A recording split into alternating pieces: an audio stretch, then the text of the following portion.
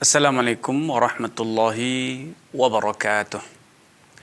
Innal hamdalillah nahmaduhu wa nasta'inuhu wa nastaghfiruh wa na'udzu billahi min shururi anfusina wa sayyiati a'malina. May yahdihillahu fala mudhillalah wa may yudlil fala hadiyalah. Asyhadu an la ilaha illallah wahdahu la syarikalah wa asyhadu anna Muhammadan 'abduhu wa rasuluhu amma ba'd. Pemirsa Fatwa TV dimanapun Anda berada, alhamdulillah, berkat karunia dan kemurahan Allah Subhanahu wa Ta'ala, kembali pada kesempatan yang berbahagia ini saya hadir ke tengah ruang siar Anda untuk bersama-sama tafakuh fi dinillah. Semoga program acara kita ini menambahkan ilmu kita, mengobarkan semangat untuk beramal, dan senantiasa meneguhkan keimanan kita. Salawat serta salam tidak luput untuk senantiasa kita aturkan kepada Nabi kita, Nabi Muhammad sallallahu alaihi wasallam, kepada keluarga dan juga sahabat-sahabatnya yang telah membuktikan ketulusan niat, kesungguhan perjuangan, dan pengorbanan yang tanpa batas demi tegaknya dinul Islam. Semoga Allah Subhanahu wa Ta'ala berkenan menyatukan kita dengan sahabat Rasulullah sallallahu alaihi wasallam kelak di dalam jannahnya. Amin ya rabbal alamin. Pemirsa Fatwa TV dimanapun Anda berada, masih bersama tema wakaf. Telah disampaikan sebelumnya bahwa adanya syariat wakaf itu salah satu bukti tentang kesempurnaan syariat Islam. Karena Allah telah menentukan satu garis kodrat bahwa di dunia ini manusia bertingkat-tingkat dalam hal ekonomi, penghasilan. Karena itu, adanya syariat wakaf dan syariat-syariat yang berorientasi sosial lainnya menjadi satu jaminan tersendiri, kalau boleh meminjam istilah para ekonom modern, menjadi jaminan sosial bagi kelangsungan hidup sebagian masyarakat yang memang telah Allah gariskan mereka memiliki keterbatasan dalam hal penghasilan. Bukan pemalas mereka, tetapi memang Allah berikan mereka keterbatasan dalam masalah rezeki. Kenapa demikian? Karena Allah telah menggariskan bahwa mereka rezekinya Allah titipkan berada di tangan sebagian dari hamba Allah yang lain, agar mereka berkarya, agar mereka menjalankan sebagian tugas atau sebagian kebutuhan orang-orang yang Allah beri kelapangan dalam masalah harta. Itu yang kemudian diistilahkan oleh sebagian atau para pakar ekonomi Islam dengan sebutan redistribusi. Syariat yang bertujuan untuk memastikan adanya distribusi ulang harta kekayaan sebagaimana Allah isyaratkan kay la yakuna dulatan bainal aghniya'i minkum, agar harta kekayaan itu tidak hanya berputar di segelintir orang saja, tetapi walaupun sebagian orang memiliki kelebihan, kecakapan dalam masalah mencari rezeki, keuntungan dan kekayaan, tetapi ujung-ujungnya Allah memastikan adanya saluran yang terus berputar dan mengalir, sehingga harta kekayaan yang telah sampai ke tangan orang-orang kaya itu, orang yang memiliki skill, memiliki kekuatan, keahlian, sebagainya akan kembali mengalir kepada orang-orang yang lemah, orang-orang yang Allah gambarkan dalam Al-Quran dengan firman-Nya, la yastati'una darban fil ard. Mereka tidak memiliki keahlian. Memang Allah tidak beri mereka keahlian untuk bisa berwirausaha. Baik, pemirsa Fatwa TV yang semoga senantiasa dirahmati Allah Subhanahu wa taala. Sejarah Islam sejak awal kenabian Nabi Muhammad SAW telah menceritakan, membukukan banyak kisah-kisah wakaf. Kisah-kisah wakaf di antara wakaf yang sangat fenomenal dan sampai saat ini masih dirasakan oleh kaum muslimin adalah wakaf-wakaf masjid. Di berbagai belahan dunia, masjid-masjid, lembaga-lembaga pendidikan Islam hidup, dibangun, dan dikelola, dibiayai dengan wakaf. Sebagaimana masjid di berbagai belahan dunia dibangun dan dibiayai, dikelola dengan dana wakaf.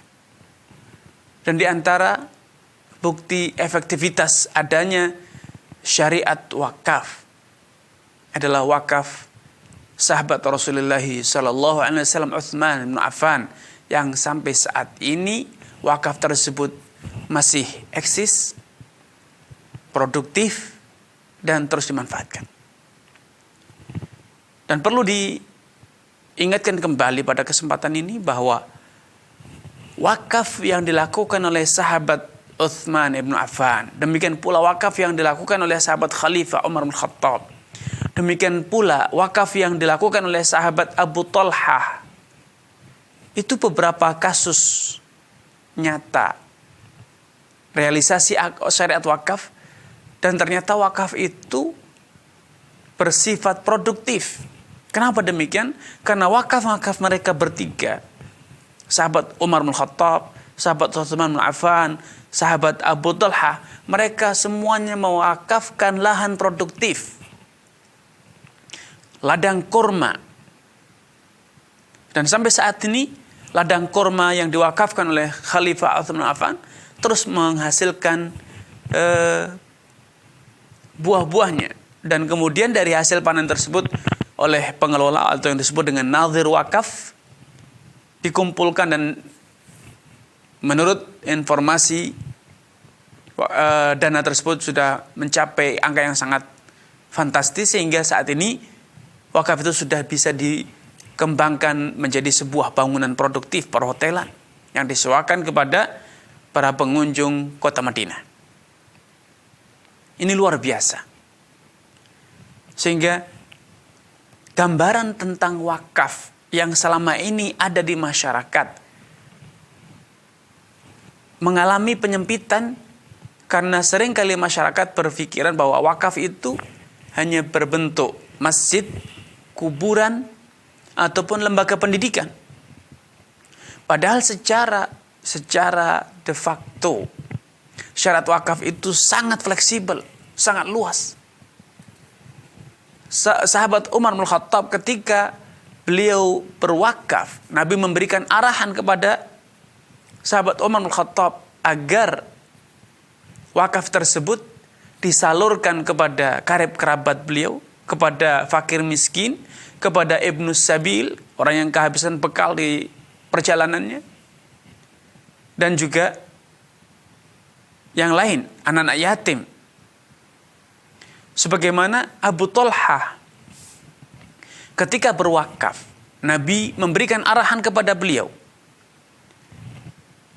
agar wakaf yang beliau wakafkan tersebut, aset ladang yang beliau wakafkan, hasilnya, hasil kebunnya disalurkan kepada karib kerabat Abu Talhah yang membutuhkan, yang miskin. Demikian pula disalurkan kepada kaum yatama, orang-orang yatim. Subhanallah. Sehingga Anda bisa bayangkan dalam satu keluarga, rumpun keluarga, atau kalau boleh dikatakan kabilah. Di setiap kabilah, di setiap keluarga besar, pasti ada saja dari mereka orang-orang yang memiliki kemampuan, Allah berikan kelapangan dalam urusan rezekinya. Di saat yang sama, di tengah mereka juga ada orang-orang yang Allah berikan, Allah takdirkan untuk hidup dalam kondisi keterbatasan ekonomi. Allah tidak beri mereka skill untuk bisa berwirausaha, mendapatkan rezeki yang melimpah. Ya, itu adalah garis kodrat mereka. Dengan demikian, andai arahan yang Nabi berikan kepada Abu Talha agar beli wakaf yang beliau wakafkan itu disalurkan kepada karib kerabatnya, tentu ini akan menjadi jaminan sosial bagi setiap anggota keluarga atau bagi setiap keluarga besar masing-masing orang kaya tersebut. Sehingga Anda bisa bayangkan kalau di tengah keluarga Anda, keluarga besar Anda, satu orang saja yang sukses dalam berwirausaha, memiliki kelapangan rezeki, kemudian dia mewakafkan sebidang tanah yang produktif atau satu unit usaha yang menguntungkan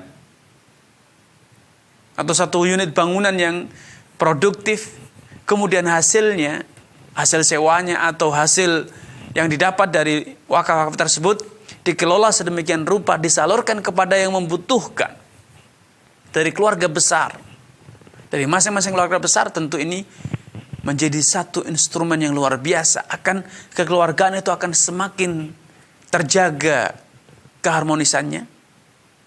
Kemudian fungsi kekeluargaan itu betul-betul nyata. Karena yang kaya betul-betul menyantuni, dan Islam memberikan satu arahan besar bahwa idealnya ketika kita berdonasi, kita berwakaf, kita bersedekah, orang yang paling berhak mendapatkan donasi ataupun sedekah kita adalah karib kerabat kita sendiri. Rasulullah SAW bersabda, "Shadaqatun alal miskin, alal faqir." Sedekah itu hanya bernilai sedekah. Sedekah yang Anda salurkan kepada orang fakir itu hanya bernilai sedekah. Tetapi sedekah yang Anda salurkan, sedekatun alal qarib, sedekah yang Anda berikan, Anda distribusikan, Anda salurkan kepada karib kerabat Anda yang miskin, yang membutuhkan, itu bernilai 2. Sedekatun wasilah. Itu bernilai sedekah, mendatangkan pahala sedekah, dan sekaligus itu merupakan implementasi dari silaturahim yang Allah perintahkan. Padahal Rasulullah SAW dalam kesempatan ini memberikan kabar gembira kepada orang yang secara proaktif menjaga keharmonisan dalam rumah tangga atau keluarga besarnya, menjaga tersambungnya tali silaturahmi. Beliau mengatakan, man arada an yunassa'a fi atharih wa yuwassa'a fi rizkihi, siapapun yang ingin an yunsa'a fi ajalih, barang siapa yang ingin agar ajalnya itu panjang, berumur panjang, dan dilapangkan rezekinya, falyasil rahimah, hendaknya dia menyambung tali silaturahminya.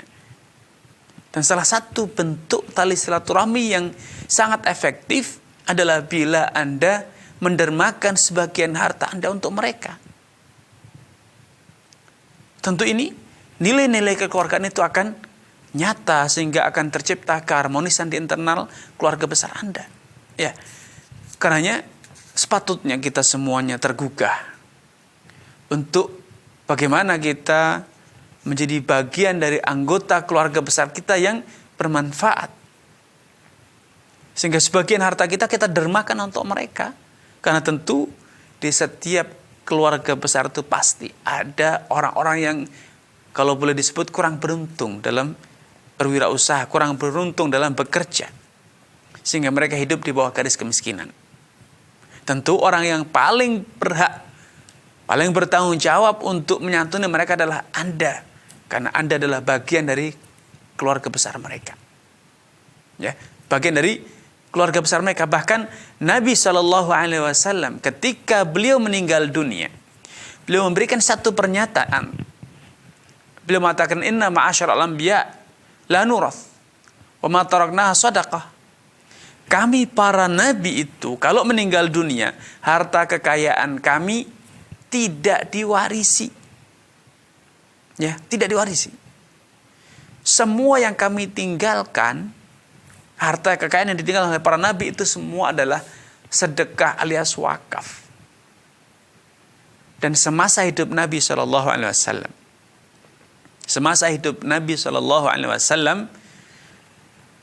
beliau menyalurkan hasil panen ladang-ladang milik Nabi SAW, sebagainya disalurkan kepada al-aqrabin, keluarga dan karib kerabat beliau.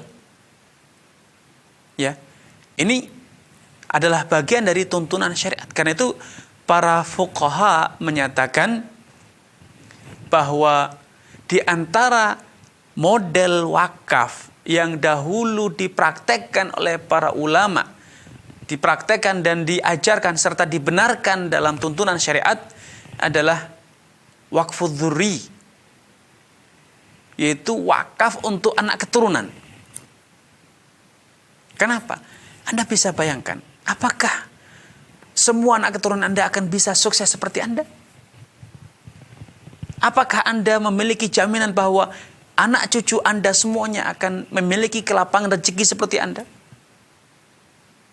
Tidak ada satupun di dunia ini orang kaya yang kemudian anak keturunannya semuanya ikut kaya raya. Yang terjadi sebaliknya. Sejarah terus berputar. Anaknya orang kaya menjadi miskin. Anaknya orang miskin menjadi kaya raya. Dan demikian seterusnya. Ada orang yang dulu miskin kemudian menjadi kaya. Ada yang dulu kaya menjadi miskin. Itu selalu demikian kondisinya. Tilkal ayyam nudawiluha bainan nas. Itulah kehidupan manusia. Hari-hari yang terus berputar. Dan manusia pun juga terus berputar. Kadang di atas, kadang di bawah. Karena itu mumpung Anda memiliki kelapangan rezeki,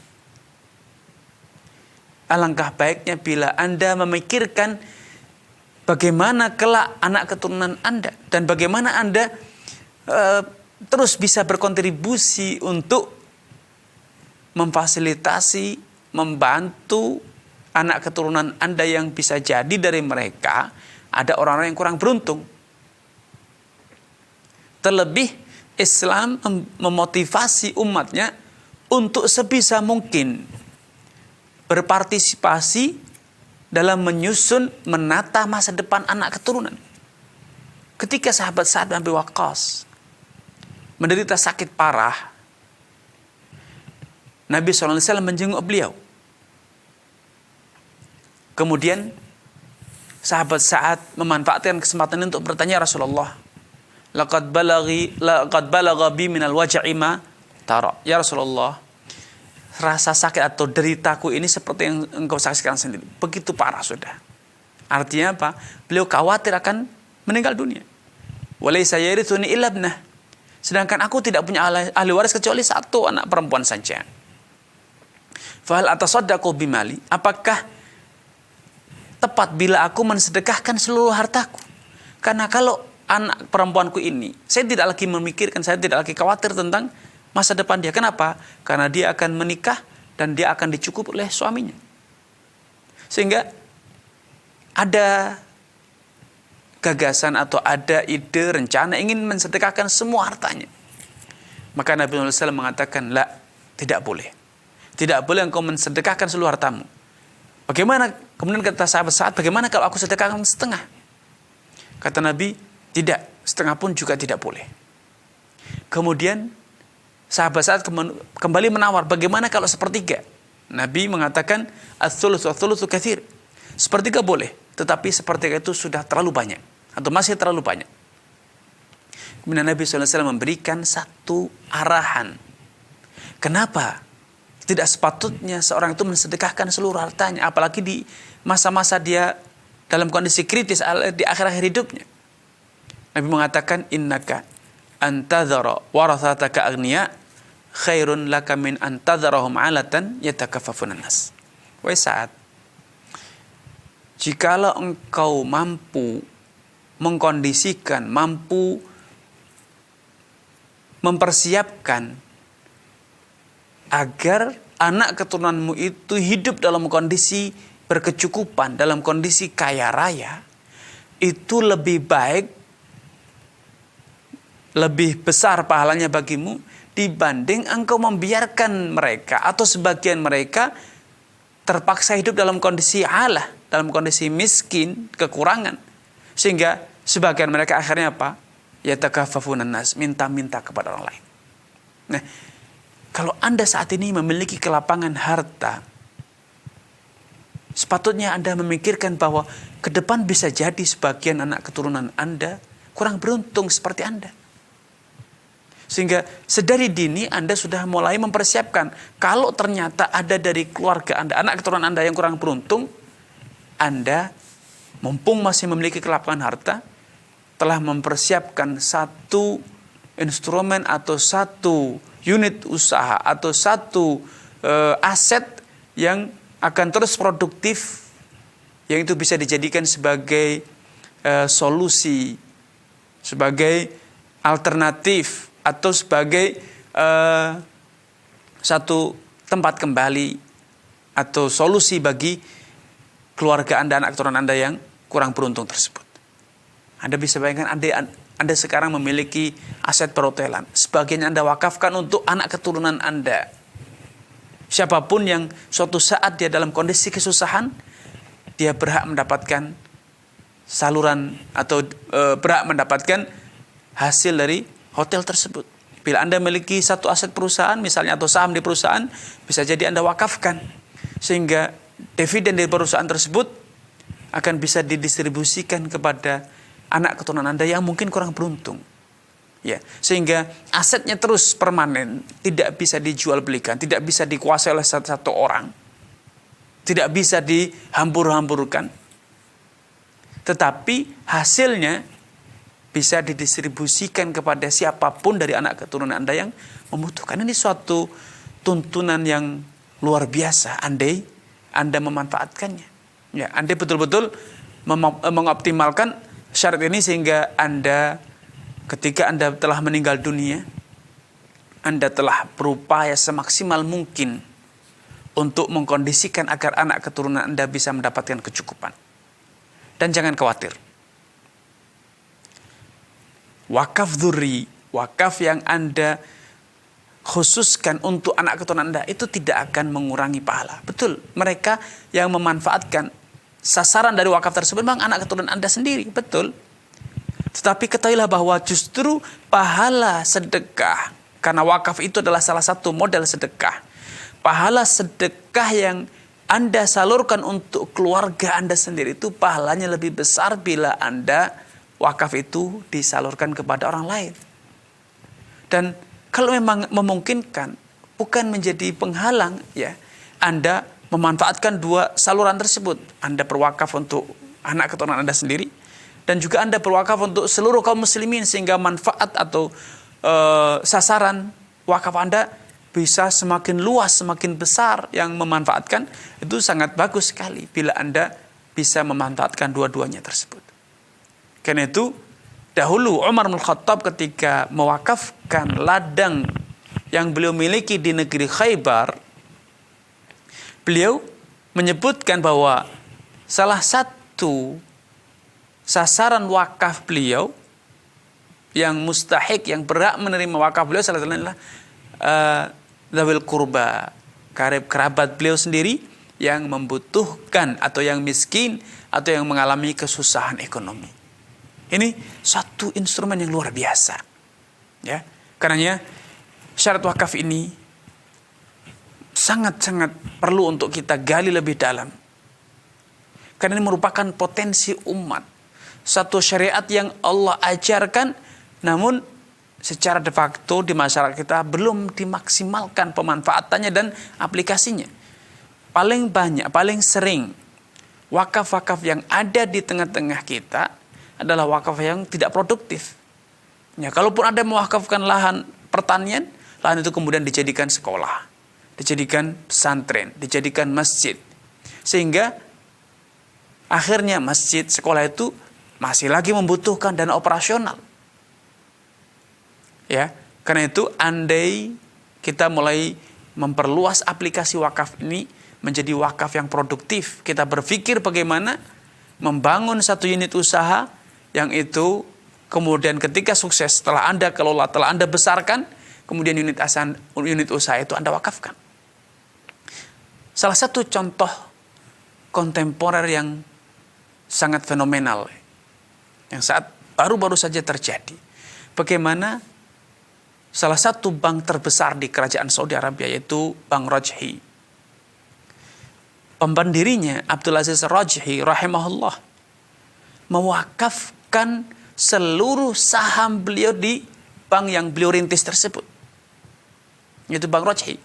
Sehingga anak keturunannya yang mereka sudah diberi fasilitasi oleh ayahnya semasa hidup, difasilitasi oleh orang tuanya semasa hidup, masing-masing telah memiliki unit usaha yang cukup untuk kehidupan mereka. Sehingga ketika sang ayah atau sang pendiri bank tersebut sudah menginjak umur senja, beliau juga sudah merasa ajal beliau tidak akan lama lagi.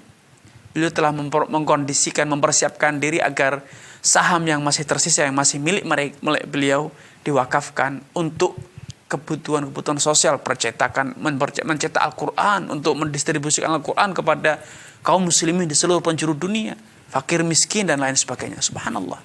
Suatu hal yang patut diteladani, beliau mewakafkan wakaf yang produktif, ya, karena perusahaan beliau tetap eksis, bukan gulung tikar, tetap produktif dan terus menghasilkan keuntungan dividen, yang dividennya itu kemudian akan terus dikelola oleh tim yang telah beliau bentuk sendiri, yang bertugas sebagai nadhir wakaf dan kemudian menyalurkan wakaf tersebut kepada kaum muslimin. Dan salah satu yang juga sempat menjadi satu fakta wakaf yang sangat indah, patut diteladani. Jamaah haji dari negeri Afghanistan dan yang Uzbekistan dan yang lainnya, ketika mereka menunaikan ibadah haji di kota Madinah, berziarah ke kota Madinah, jemaah haji dari Uzbekistan tidak perlu sewa hotel. Kenapa? Karena para konglomerat, para pengusaha yang asalnya dari Uzbekistan atau yang dikenal dengan Bukhara zaman dahulu, para pengusaha mereka yang kemudian mereka telah menetap di negeri Saudi dan menjadi warga negara Saudi, mereka membangun gedung-gedung perhotelan, membangun gedung-gedung yang kemudian mereka wakafkan khusus untuk jamaah dari Uzbekistan ketika berhaji, free, gratis. Sebagaimana juga sebagian jamaah haji, sebagian kaum muslimin yang semula mereka adalah penduduk Aceh, memiliki unit usaha di kota Mekah dan Madinah, mereka berwakaf.